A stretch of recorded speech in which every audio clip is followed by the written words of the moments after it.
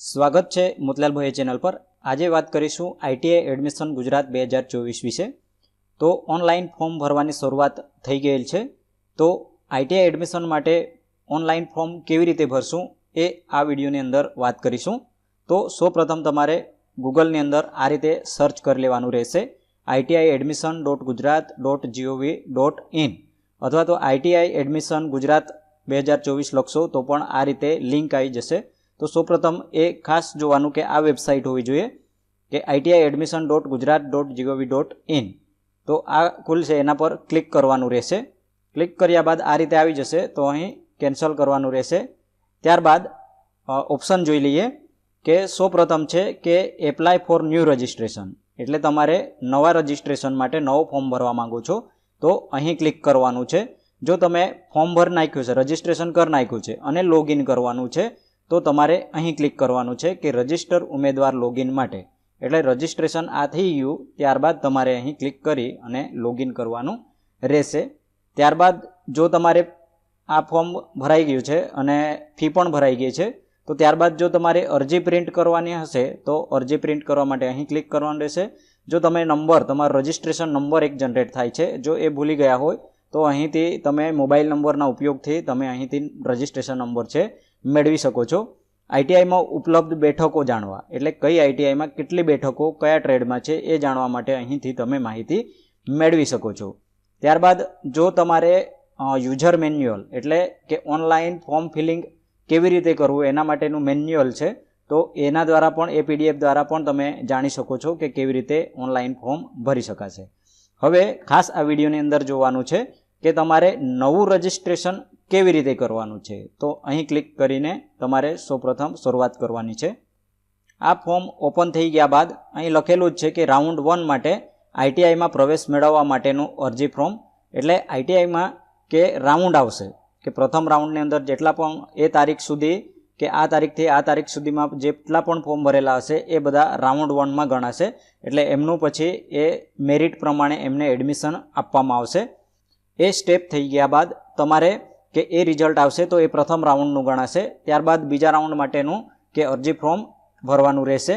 તો ખાસ જોઈ લઈએ કે આ ફોર્મ ફક્ત અંગ્રેજીમાં ભરવાનું છે, એટલે તમારે અહીં જે લખવાનું છે એ ફરજિયાત તમારે બધું જે ડિટેલ લખવાની છે એ બધી અંગ્રેજીમાં લખવાની છે। હવે તમે આ જો ધારો કે આ ગુજરાતીમાં લખેલું છે એને તમે ઇંગ્લિશમાં કરવા માગો છો તો અહીંથી ચૂઝ લેંગ્વેજમાંથી તમે અહીંથી બદલી શકો છો કે ઇંગ્લિશ, જો તમારે આ બધું ઇંગ્લિશમાં જોવાનું હોય તો આ ઇંગ્લિશમાં આવી જશે, તો તમે અહીંથી ચેન્જ કરી શકો છો। જો તમારે ગુજરાતીમાં રાખવાનું છે તો એ બાય ડિફોલ્ટ હશે।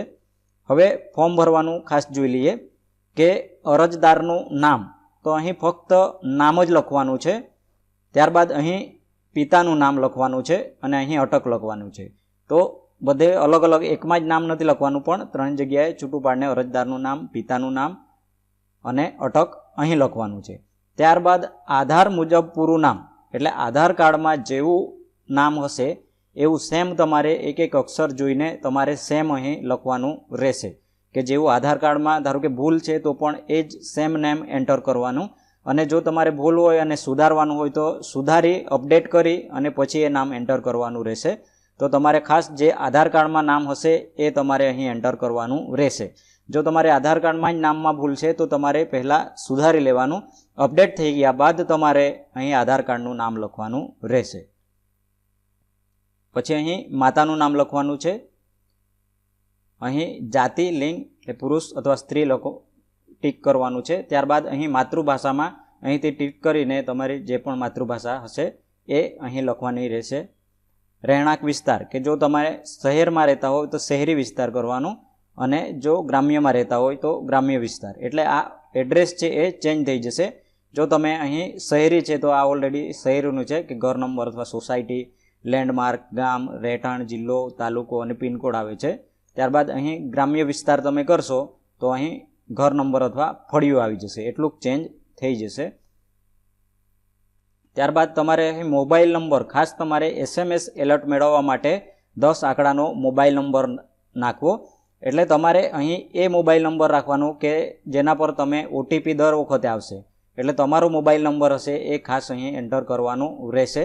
અને જો તમારા પાસે મોબાઈલ નંબર નથી તો તમે બીજો નંબર કાઢી અને પોતાનો નંબર નાખો તો સારું રહેશે, કારણ કે દર વખતે એના પર ઓટીપી આવશે લોગિન કરતી વખતે. અહીં એકવાર એન્ટર કરવાનું, ત્યારબાદ ફરીથી અહીં મોબાઈલ નંબર એન્ટર કરવાનો રહેશે. અહીં ફોન નંબર લખવાનો છે, પણ આ જરૂરી નથી. આમાં જે સ્ટારવાળા છે એ ફરજિયાત છે કે એ લખવા જ પડે. અહીં સ્ટાર નથી એટલે તમે જો લખવું હોય તો લખવાનું, નહીં તો નહીં લખો તો ચાલશે. અહીં ઈમેલ આઈડી એન્ટર કરવાનું રહેશે. ઈમેલ આઈડીમાં ખાસ તમારું પોતાનું જો ઈમેલ આઈડી ના હોય તો બનાવી દેવાનું અને ત્યારબાદ જ અહીં ઈમેલ આઈડી એન્ટર કરવાનું રહેશે, કારણ કે એ એડમિશનમાં દર વખતે એ જ ઉપયોગ થશે. એટલે તમારે ઈમેલ આઈડી હશે એ પોતાનો હોવો જોઈએ અને ચાલુ હોવો જોઈએ, કારણ કે એના પર પણ જો તમારા મોબાઈલ નંબર પર ઓટીપી નેટવર્કના કારણે નથી આવતા તો તમારું ઈમેલ આઈડી પર પણ ઓટીપી આવશે, તો તમે સરળતાથી એ લોગિન છે કરી શકશો. તો ખાસ મહત્ત્વનું કે તમારું પોતાનું ઈમેલ આઈડી અને એકવાર લોગિન પણ કરી જોવાનું કે તમારો ઈમેલ આઈડી છે એ ચાલુ છે કે કેમ. બરાબર, તો એ ઈમેલ આઈડી અહીં એન્ટર કરવાનું રહેશે. ત્યારબાદ ફરીથી અહીં ઈમેલ આઈડી એન્ટર કરવાની રહેશે. જન્મ તારીખ તમારે અહીં એન્ટર કરવાની રહેશે. હવે ફોટો આઈડી કાર્ડ, અહીંથી તમે ચૂંટણી card, driving licence, bank account, passbook, શાળા અથવા કોલેજનું આઈ કાર્ડ, અન્ય ફોટો આઈ કાર્ડ એ બધા તમે અહીં એન્ટર કરી શકો છો. પણ ખાસ મહત્ત્વનું કે આ ફરજિયાત નથી. જો તમારે અહીં કરવું લખવું આમાંથી સિલેક્ટ કરવું હોય તો તમે કરી શકો છો અને ફોટો આઈડી કાર્ડ નંબર અહીં એન્ટર કરવાનું રહેશે. ત્યારબાદ અહીં ધર્મ લખવાનું રહેશે તમારો. પછી અન્ય કેટેગરીમાં ફિઝિકલ હેન્ડીકેપ છે, એક્સ સર્વિસમેન છે, ડિવોર્સ છે, વિડો છે, ડિપાર્ટમેન્ટ ઓફ એક્સ સર્વિસમેન છે, એ તમે અહીંથી અન્ય કેટેગરીમાં સિલેક્ટ કરી શકો છો. જો કોઈ લાગુ ના પડતું હોય તો તમારે નોન રાખવાનું રહેશે. અહીંથી જાતિ, તમારે જે પણ કાસ્ટ હશે એ તમારે ખાસ અહીંથી જોઈને ટીક કરવાની રહેશે કે અહીં બીજી કોઈ ટીક ના થઈ જાય, એ તમારે ખાસ જોવાનું રહેશે. General, EWS, SC, ST, SCBC જે પણ તમને લાગુ પડતી જાતિ હોય તો એ તમારે અહીં એન્ટર કરવાની રહેશે.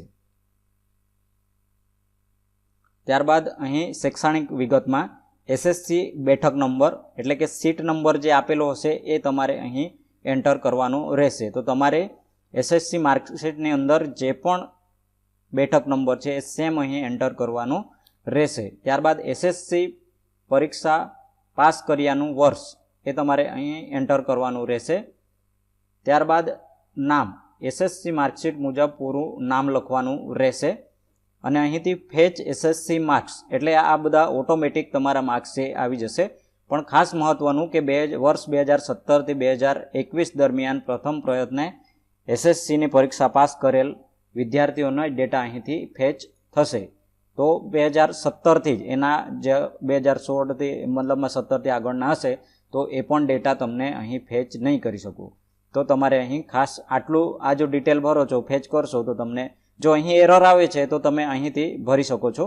પણ નોંધ ખાસ વાંચી લેવાનું કે એસએસસીના માર્કશીટમાં દર્શાવ્યા પ્રમાણે કુલ ગુણ અને મેળવેલ ગુણ નાખવા. બરાબર, કોઈ પણ ધોરણ માટે ગણિત અને વિજ્ઞાનના માર્કની એન્ટ્રી ફરજિયાત છે. જો ગણિત અને વિજ્ઞાન વિષયના માર્ક ના હોય તો 1 માર્ક નાખી આગળ વધવું. બરાબર, આ ગણિત અને વિજ્ઞાનના માર્ક છે એ ફરજિયાત લખવાના છે, પણ 1 માર્ક છે જો નહીં આપેલો હોય, જો ગણિત અને વિજ્ઞાનના માર્ક નહીં હોય તો પછી તમે 1 નાખી અને આગળ વધી શકો છો.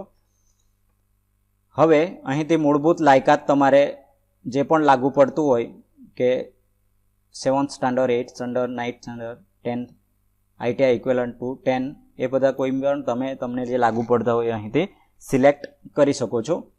ત્યારબાદ જો આ ઉપરનું તમે કરશો તો ઓટોમેટિક આ ડેટા છે એ આવી જશે. પણ જો ઉપરનું એરર આવે અથવા તો નથી ભરવું, તમારે તમારી રીતના ભરવું છે તો તમે અહીંથી સિલેક્ટ કરી અને ડેટા છે એન્ટ્રી કરી શકો છો. એસએસસી પરીક્ષા પાસ કર્યાનું વર્ષ, તમારે અહીં વર્ષ લખવાનું રહેશે. એસએસસી બેઠક નંબર લખવાનું રહેશે. મેળવેલ ગુણ એટલે તમારા ટોટલ જે છે, બરાબર, કે કુલ ગુણ અહીં લખવાના છે. કુલ ગુણમાંથી, બરાબર, આ કે અહીં કુલ ગુણ તમારે ટોટલ લખવાના છે કે 700 હોય તો 700 તમારે અહીં લખવાના છે. અને મેળવેલ ગુણ 700માંથી તમે 400 મેળવ્યા છે તો અહીં તમારે 400 એન્ટર કરવાના રહેશે. હવે ગણિતના માર્ક, ગણિત અને વિજ્ઞાનના માર્ક તમારે ખાસ મહત્વનું કે ગણિત અથવા તો વિજ્ઞાનના માર્ક લખો તો તમારા જે સ્ટાર એટલે કૃપા ગુણ આપેલા છે એ તમારે અહીં લખવાના નથી. કે તમારે અહીં કૃપા ગુણ આપેલા છે, એટલે સ્ટાર પછી 2 માર્ક હોય, સ્ટાર પછી 3 માર્ક હોય તો એ બધા ગણવાના નથી. જે મુખ્ય માર્ક હતા કે એક્ઝામ્પલ તરીકે તમારા 30 માર્ક છે તો 30 માર્ક જ અહીં તમારે એન્ટર કરવાના રહેશે. બરાબર. તો તમારે એ જે કૃપા ગુણ છે એ ગણિત અથવા વિજ્ઞાનના માર્કમાં એન્ટર કરવાના નથી.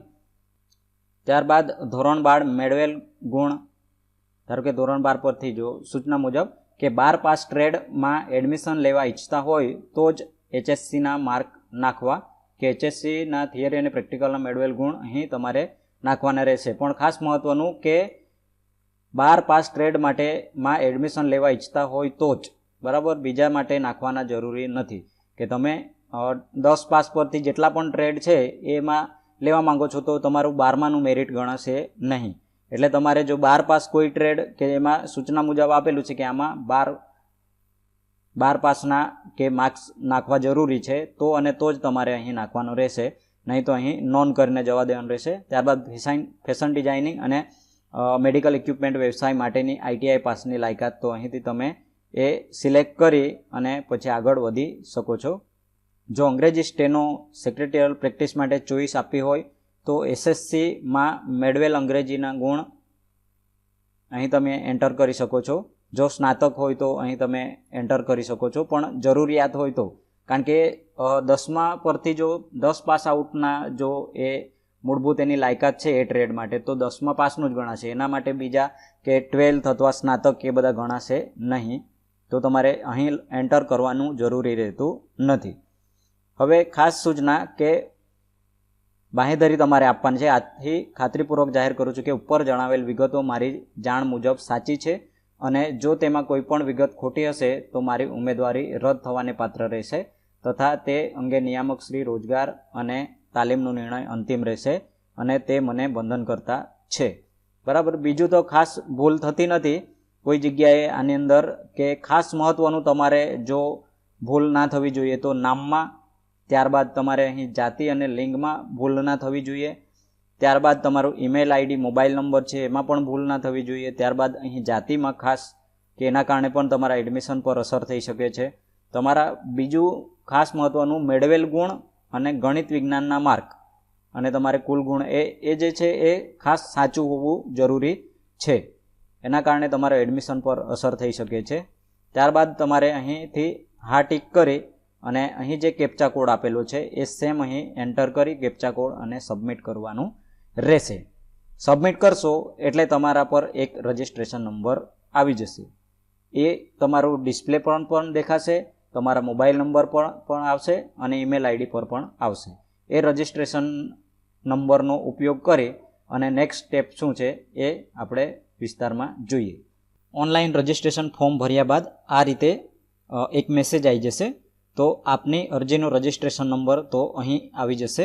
ત્યારબાદ આ નંબરનો ઉપયોગ કરી ફોટો અપલોડ કરો અને અરજી કન્ફર્મ કરી પ્રિન્ટ કાઢવી.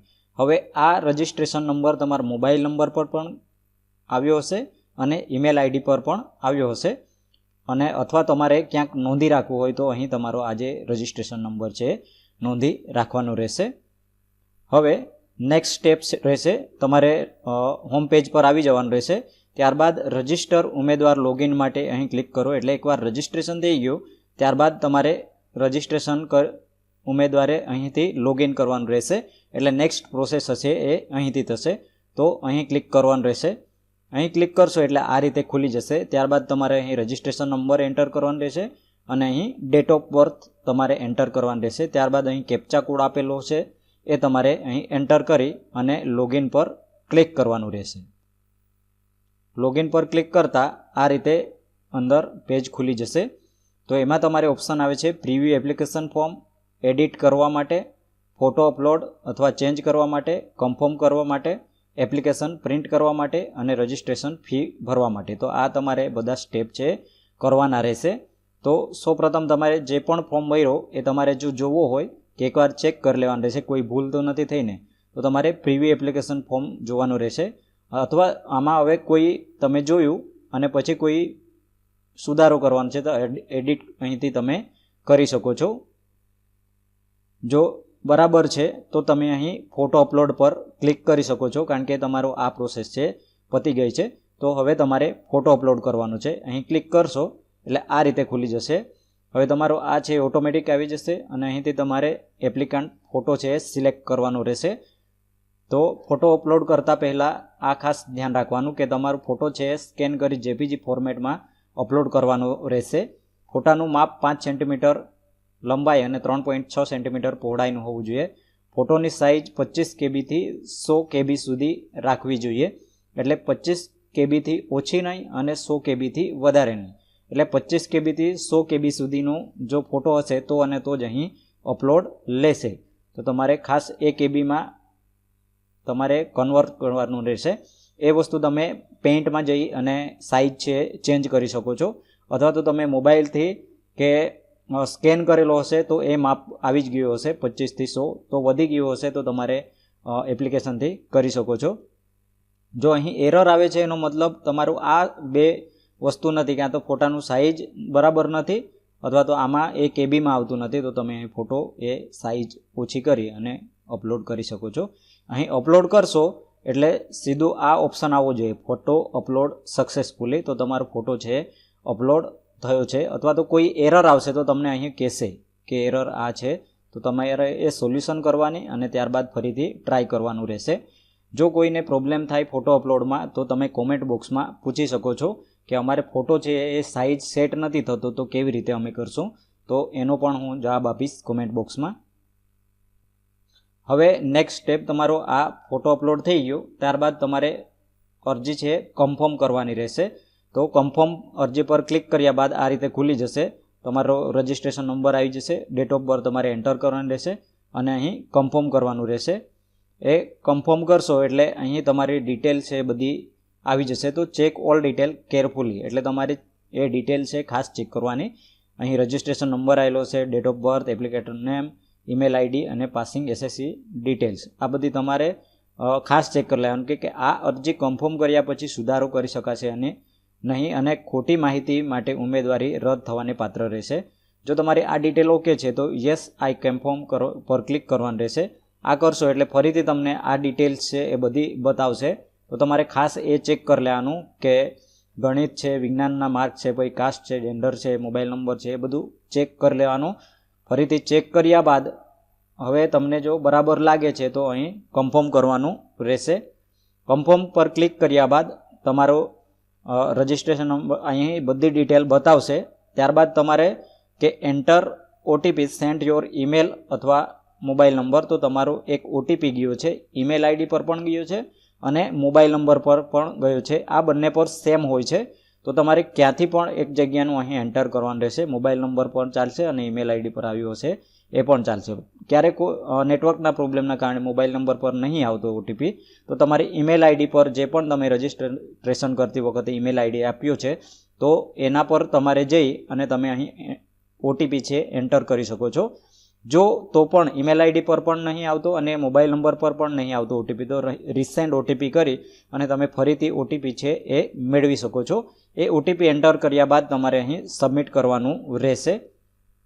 સબમિટ કર્યા બાદ આ ડિટેલ તમારે રાખી મૂકવાની રહેશે કે તમારો આ જે ડિટેલ છે એ તમે એ બરાબર બતાવશે કે આ કન્ફર્મ થઈ ગયું છે, એ તમારે ઓકે કરવાનું રહેશે. જેવું ઓકે કરશો એટલે આના પર ફરીથી આવી જશો. તો તમારે અહીં એપ્લિકાન્ટ પ્રિન્ટ કરવા માટે, એટલે તમે જે એપ્લિકેશન ફોર્મ ભર્યું છે એ તમારે અહીં પ્રિન્ટ કરવાનું રહેશે. કે તમારે અહીં રજિસ્ટ્રેશન નંબર એન્ટર કરી, ડેટ ઓફ બર્થ એન્ટર કરી અને પ્રિન્ટ કાઢવાની રહેશે. તમારે પ્રિન્ટ તમારે થઈ ગયું, પ્રિન્ટ કાઢી અને તમે ફરીથી એકવાર ચેક કરી લેવાનું રહેશે કે તમારે હવે આના પછી શું રહેશે કે 50 રૂપિયા ફી ભરવાની થશે તો જ તમારું અરજી છે કન્ફર્મ થયું કહેવાય. તો તમારે આ અરજી જો તમને લાગે છે કે કંઈક ભૂલ હશે અથવા તો તમારે સુધારો કરવાનો હોય તો તમારે આટલો જ પ્રોસેસ કરી અને નજીકના હેલ્પ સેન્ટર, આઈટીઆઈમાં જે હેલ્પ સેન્ટર ઊભું કરવામાં આવેલું છે તો ત્યાં તમે પ્રિન્ટ કાઢી અને ચકાસણી કરાવી શકો છો. અને ચકાસણી કરી અને જો બરાબર કહેશે તો અને તો જ તમારે ઓનલાઈન ફી છે એ ભરવાની રહેશે. અથવા એકવાર તમે ઓનલાઈન ફી ભરી દો છો તો તમારે અરજી છે એકદમ કન્ફર્મ થઈ જાય છે, એટલે તમે ફરી એમાં મતલબમાં કોઈ સુધારો કરી શકતા નથી. તો તમારે ખાસ કે જો તમારું બરાબર છે, ઓકે લાગે છે તો તમે ઓનલાઈન ફી છે ભરી શકો છો. અથવા તો તમે કોઈ નજીકના હેલ્પ સેન્ટર પર ચકાસણી કરાવશો તો પણ ચાલશે, અથવા તો એકસાથે તમારે પ્રોસેસ પૂરી કરી દેવી છે. ફક્ત તમે અહીં સુધી પ્રોસેસ કરી, પ્રિન્ટ કાઢી લીધી તો તમારું જે અરજી છે એ કન્ફર્મ થઈ નહીં કહેવાય. તમારે રજિસ્ટ્રેશન ફી છે એ ભરવી જ પડે. તો તમારે નેક્સ્ટ પ્રોસેસ હશે રજિસ્ટ્રેશન ફી ભરવા માટે. હવે ફી ભરવા માટે તમારે ફી અહીં ક્લિક કરવાનું રહેશે. અહીં ક્લિક કરશો એટલે આ રીતે ખુલી જશે. રજિસ્ટ્રેશન નંબર અને ડેટ ઓફ બર્થ નાખશો એટલે પે ફીઝ ઓનલાઈન, એના પર તમારે ક્લિક કરવાનું રહેશે. એના પર ક્લિક કરશો એટલે આ રીતે ખુલી જશે. તમારે 50 રૂપિયા છે એ ફી ભરવાની છે. તો તમારે અહીંથી આ બધી સૂચનાઓ વાંચી અને અથવા તો તમારે આ જે બધી પેમેન્ટને લગતી બધી ટર્મ્સ એન્ડ કન્ડિશન છે અહીં તમારે સબમિટ કરવાનું રહેશે. જેવું સબમિટ કરશો એટલે આ તમારું જે પેમેન્ટ કરવાનું છે આવી જશે. તો તમારે 50 રૂપિયા પેમેન્ટ કરવાનું છે. ડેબિટ કાર્ડ અથવા ક્રેડિટ કાર્ડથી તમે અહીં કાર્ડ નંબર, પછી એક્સપાયરી ડેટ એન્ટર કરી, CVV એન્ટર કરી અહીં તમારે કાર્ડ કે નેમ ઓફ કાર્ડ હોલ્ડરનું નામ એન્ટર કરી અને પે ના ઉપર ક્લિક કરશો એટલે OTP જશે અને પેમેન્ટ છે થઈ જશે. ઇન્ટરનેટ બેન્કિંગથી પણ તમે ઉપયોગ કરી, ભીમ UPIથી પણ અને નેફ્ટથી પણ. બરાબર, તમારે જો સ્કેન કરવાનું છે તો ભીમ UPI પર જવાનું રહેશે. ભીમ UPIમાં જશો એટલે તમને QR કોડનો સ્કેનનો ઓપ્શન આવી જ જશે આની અંદર, કે તમે ભીમ UPIનો નંબર એન્ટર કરીને પણ, કે ફોનપે અથવા ગૂગલ પેમાં હોય છે એ ભીમ UPI અથવા ભીમની એપ્લિકેશન છે એમાં પણ હોય છે UPI નંબર, તો એ એન્ટર કરીને પણ તમે પેમેન્ટ કરી શકો છો. અથવા તો તમારે ડાયરેક્ટલી સ્કેન કરવાનું છે તો એમાં QR કોડ સ્કેનનું ઓપ્શન આવે છે. તો તમારે કોઈ પણ એપ્લિકેશનમાંથી એ સ્કેન કરવાનું રહેશે એટલે તમારું એ પેમેન્ટ છે થઈ જશે. બરાબર, હવે 50 રૂપિયા પેમેન્ટ થઈ ગયા બાદ તમારે આ રીતના એક રિસિપ્ટ આવશે. બરાબર, એમાં બધી ડિટેલ આપેલી હશે. તો તમારે ખાસ એની પ્રિન્ટ કાઢી લેવાની રહેશે. બરાબર, અથવા જો તમારે અહીં આ પ્રોસેસ કરતાં એરર આવે છે તો તો પછી તમારે 20 મિનિટ પછી કે એ પેમેન્ટ ફેલ્ડ ગયું તો તમારે 20 મિનિટ પછી આના પર ક્લિક કરવાનું રહે છે, ચેક અર્લિયર ઇનકમ્પ્લીટ અથવા પેન્ડિંગ ટ્રાન્ઝેક્શન, કે તમારે અહીં ડિટેલ ચેક કરવાનું હોય છે. તો 20 મિનિટ પછી જ તમે ફરીથી ઓનલાઈન પેમેન્ટ છે અહીં ક્લિક કરી કે રજિસ્ટ્રેશન ફી ભરવા માટે આના પર ક્લિક કરવાનું રહેશે. ત્યારબાદ આના પર ક્લિક કરવાનું રહેશે, ફરીથી એકવાર લોગિન કરવાનું રહેશે. ત્યારબાદ તમારે અહીં રજિસ્ટ્રેશન ફી પર અહીં ક્લિક કરી અને પે ફીઝ ઓનલાઈન, એના પછી આ ઓપ્શન આવવો જ જોઈએ, તો જ તમે પેમેન્ટ છે કરી શકશો. પેમેન્ટને લગતી પણ તમને કોઈ ઇસ્યુ થાય, પ્રોબ્લેમ થાય તો તમે કોમેન્ટ બોક્સમાં પૂછી શકો છો. જો ઓનલાઈન ફીઝ પેમેન્ટ સમયે કોઈ કારણસર પ્રક્રિયા પૂર્ણ ના થઈ શકે તો ચેક અર્લિયર ઇનકમ્પ્લીટ અથવા પેન્ડિંગ ટ્રાન્ઝેક્શન લિંક પર ક્લિક કરી પોતાની પેમેન્ટનું સ્ટેટસ ચેક કરી શકાશે. તથા તેવા કિસ્સામાં ઉમેદવાર 20 મિનિટ પછી પોતાની પેમેન્ટ સ્ટેટસ ચેક કરી ફરી પેમેન્ટ કરી શકશે. ઓનલાઈન પેમેન્ટ રિસિપ્ટ, ઉમેદવાર પોતાની ફી ભર્યાની રિસિપ્ટ ઓનલાઈન પેમેન્ટ રિસિપ્ટ પર ક્લિક કરી અને પ્રિન્ટ અથવા ડાઉનલોડ કરી શકે છે અને અહીંથી તમે પ્રિન્ટ કરી શકો છો. આ બધી પ્રોસેસ પૂર્ણ કર્યા બાદ તમારા પાસે 2 ડોક્યુમેન્ટ રહેશે. એક તો ઓનલાઈન રજિસ્ટ્રેશન ફોર્મની પ્રિન્ટ અને બીજું તમારે ફી રિસિપ્ટની પ્રિન્ટ. એટલે એ 2 પ્રિન્ટ તમારા પાસે હશે તો તમારું ઓનલાઈન જે ફોર્મ છે ભરાઈ ગયું છે. હવે આના પછી તમારે કોઈ જગ્યાએ હેલ્પ સેન્ટર કે ITIમાં એ જમા કરવાનું રહેતું નથી. તમારે એના આધારે ડાયરેક્ટલી તમારે મોક રાઉન્ડમાં કે તમારે ભાગ લેવાનો હોય છે. પણ તમારે ખાસ મહત્ત્વનું કે તમારે એકવાર હેલ્પ સેન્ટરની અંદર જઈ અને ફક્ત ફોર્મની ચકાસણી કરાવી લેવાનું રહેશે કે ફોર્મ મારો બરાબર છે કે કેમ. જો એમાં ભૂલ હોય તો વહેલા સુધારી શકાય, અથવા તો તમારું પેમેન્ટ બાકી હોય તો પણ તમને ખબર પડશે કે બરાબર જે પણ તમારી ભૂલો હશે એ તમારું હેલ્પ સેન્ટર પર જે સુધારી શકાશે હતે તે સુધરી જશે. તો તમારે એકવાર ફક્ત મુલાકાત લઈ અને ચકાસણી કરાવી લેવું. ત્યારબાદ તમારે મોક રાઉન્ડમાં ભાગ લેવાનું રહેશે. એમાં ચોઈસ ફિલિંગ કરવાનું રહેશે. એમાં રિઝલ્ટ આવશે એ તમને ફક્ત જાણકારી મળશે કે મને આ ITIમાં આ ટ્રેડની અંદર એડમિશન મળે છે. ત્યારબાદ તમારે ફર્સ્ટ રાઉન્ડની અંદર ભરવાનું રહેશે. એ ફર્સ્ટ રાઉન્ડમાં જે પણ તમે ચોઈસ ફિલિંગ કરો છો અને એમાં જે તમને બતાવે છે, રિઝલ્ટમાં બતાવે છે કે અહીં તમને આ ITIમાં આ ટ્રેડમાં તમને એડમિશન મળે છે, તો તમારે ત્યાં જઈ અને કન્ફર્મ કરાવવાનું રહે છે. એટલે તમારે બધા ડોક્યુમેન્ટ ત્યાં ચકાસણી કરાવવાના રહેશે. ઓરિજિનલ તમારે ત્યાં વેરિફિકેશન થશે અને ત્યારે તમને ફાઇનલ એડમિશન આપવામાં આવશે.